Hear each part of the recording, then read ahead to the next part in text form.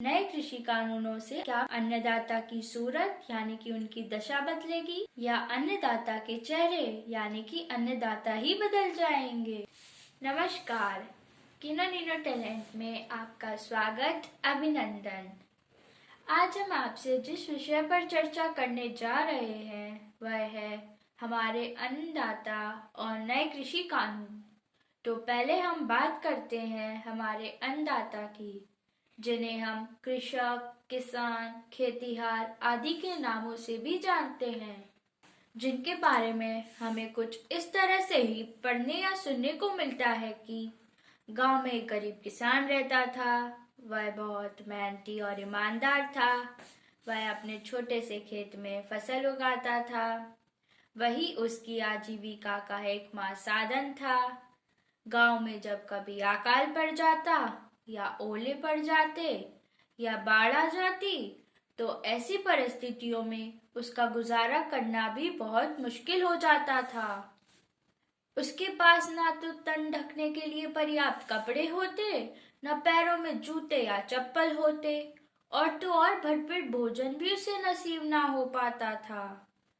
वह अपने बच्चों को पढ़ाने का ख्याल भी मन में ना ला पाता था। ऊपर से कर्ज का बोझ जो उसने महाजन से ले रखा था, वगैरह वगैरह।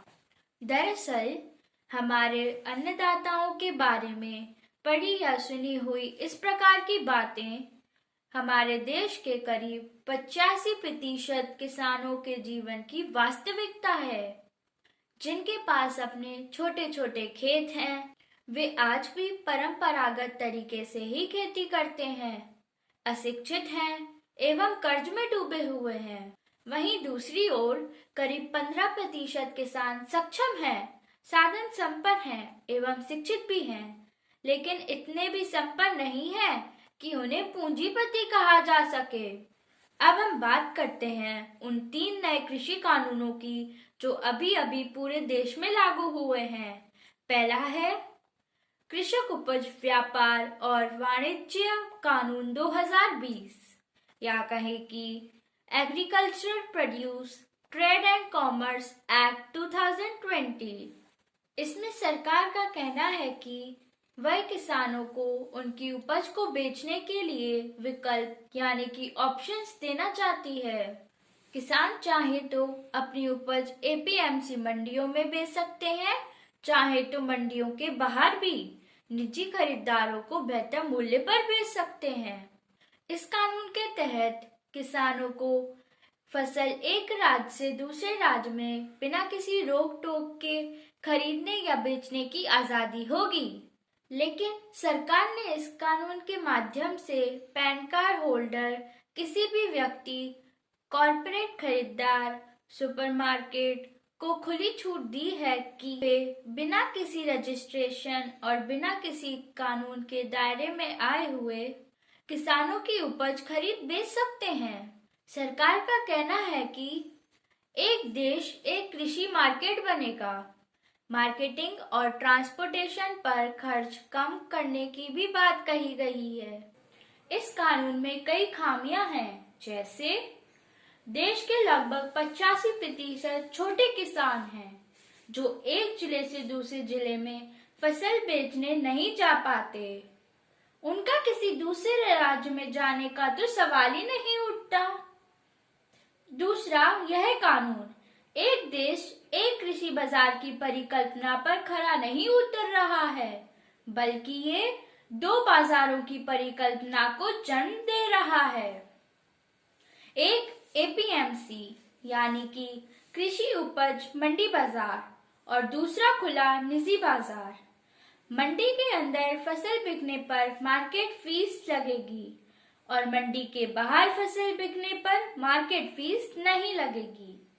ऐसे में कोई मंडी के अंदर फसल क्यों खरीदेगा और मंडियां धीरे धीरे खत्म हो जाएंगी।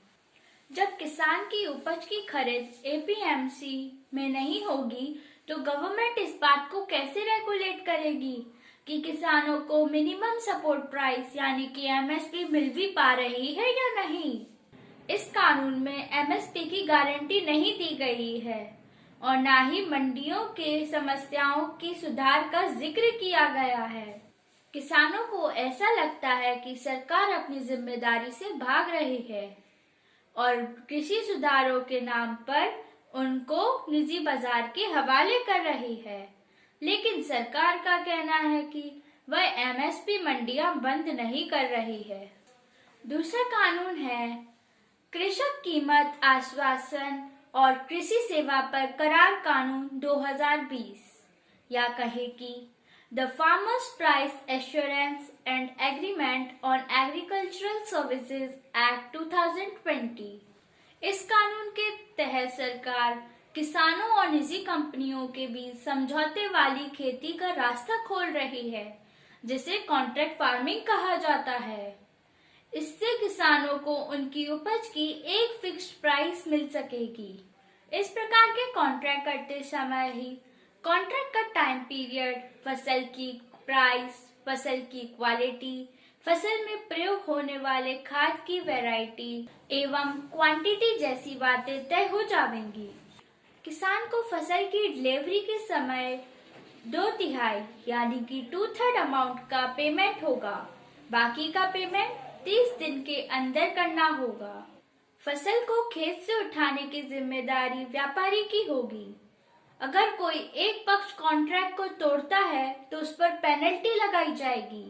इस कानून के तहत किसान कृषि व्यापार करने वाली फर्मों, food processing units, traders, exporters आदि के साथ कॉन्ट्रैक्ट करके पहले से ही तय मूल्य पर अपनी फसल बेच सकता है। मार्केट स्टेबल है या नहीं, इसका रिस्क कॉन्ट्रैक्ट फार्मिंग करने वाले स्पॉन्सर्स का होगा।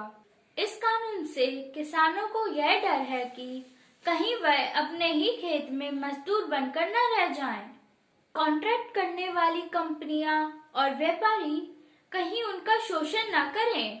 सरकार का कहना है कि 5 हेक्टेयर से कम जमीन वाले छोटे किसान कॉन्ट्रैक्ट से लाभ कमा पाएंगे, जबकि हकीकत यह है कि देश के अधिकतर किसान तो कॉन्ट्रैक्ट पर भी नहीं पाएंगे, खास तौर से छोटे किसान तो बिल्कुल भी नहीं।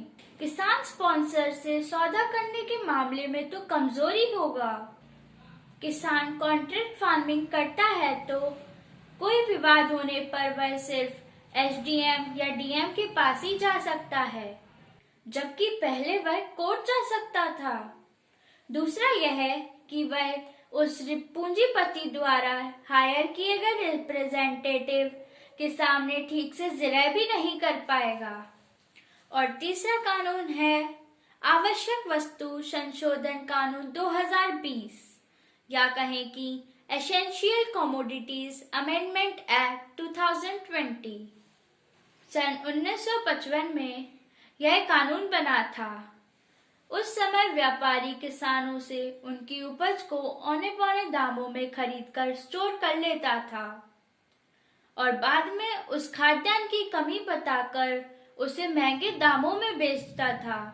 तब इस कानून के द्वारा कृषि उत्पादों को एक लिमिट से अधिक मात्रा में स्टोर करने से रोक लगा दी गई थी। लेकिन सरकार ने अब यह मानकर संशोधन किया है कि देश में कृषि उत्पाद पर्याप्त मात्रा से भी ज्यादा हैं, जबकि कोल्ड स्टोरेज एवं फूड प्रोसेसिंग यूनिट्स की कमी है।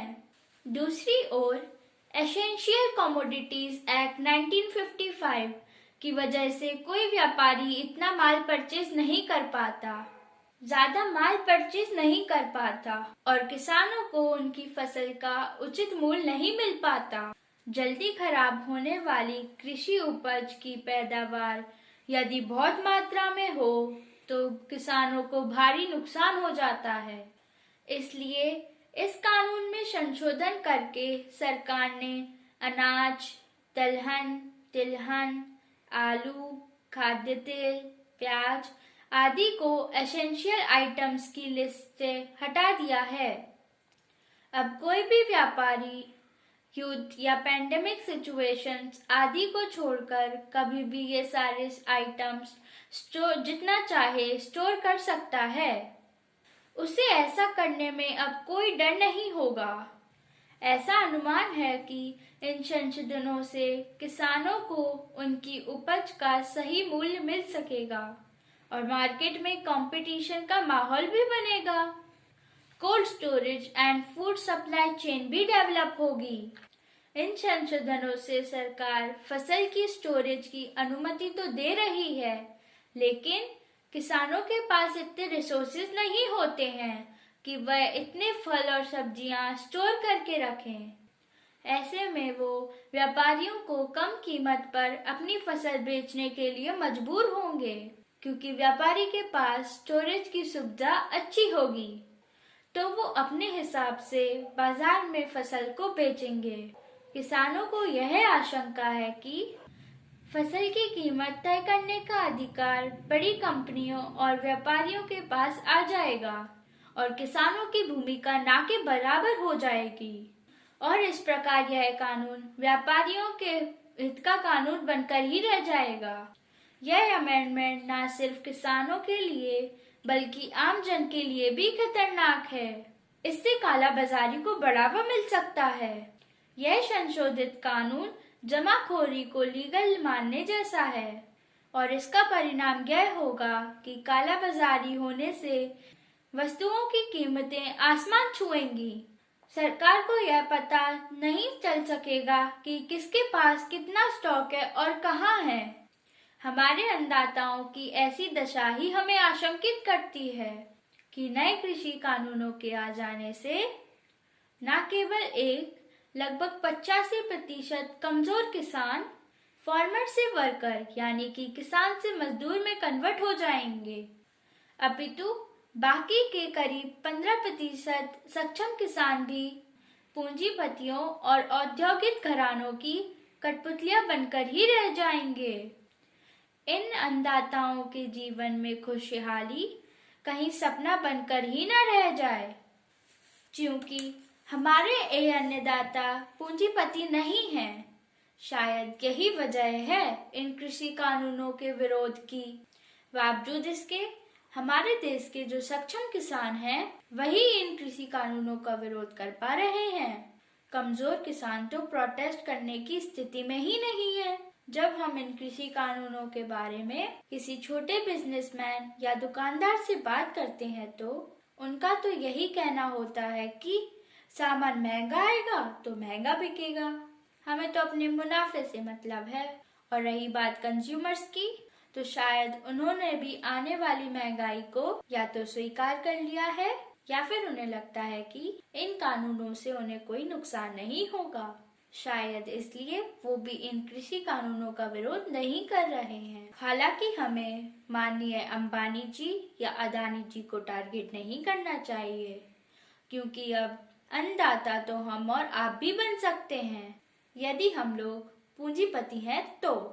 ये कृषि कानून उन सभी धनवान लोगों को लाभान्वित करेंगे जो कृषि उत्पादों का भारी मात्रा में उत्पादन करवाने की और उस फसल को खरीदने की क्षमता रखते हैं, जिनके पास इस कृषि उपज को स्टोर करने के लिए बड़े बड़े वेयर हाउस एवं कोल्ड स्टोरेज हैं, जिनके अपने फूड प्रोसेसिंग यूनिट्स हैं, या जो इन अनाज फल सब्जियों को राष्ट्र के किसी भी कोने में बेचने की क्षमता रखते हैं। जिस किसी में भी ये क्षमता है तो ही ये कृषि कानून उसके लिए फायदेमंद हो सकेंगे। यह हमारा अपना वैचारिक मंथन है जो मैंने आप सभी के साथ शेयर किया। मेरा आपसे निवेदन है कि अब आप भी इतना विचार अवश्य करें कि इन नए कृषि कानूनों का आपके जीवन पर क्या प्रभाव पड़ने वाला है, और यह भी जानने की कोशिश करें कि नए कृषि कानूनों से आखिर क्या बदलने वाला है। अन्नदाता की सूरत यानी कि उनकी दशा बदलेगी या अन्नदाता के चेहरे यानी कि अन्नदाता ही बदल जाएंगे। इस चर्चा में शामिल होने के लिए आप सभी को बहुत बहुत धन्यवाद। आपको यह जानकारी अच्छी लगी हो तो इसे अन्य लोगों के साथ शेयर करें और हमारे चैनल किनो निनो टैलेंट को सब्सक्राइब करें। नमस्कार।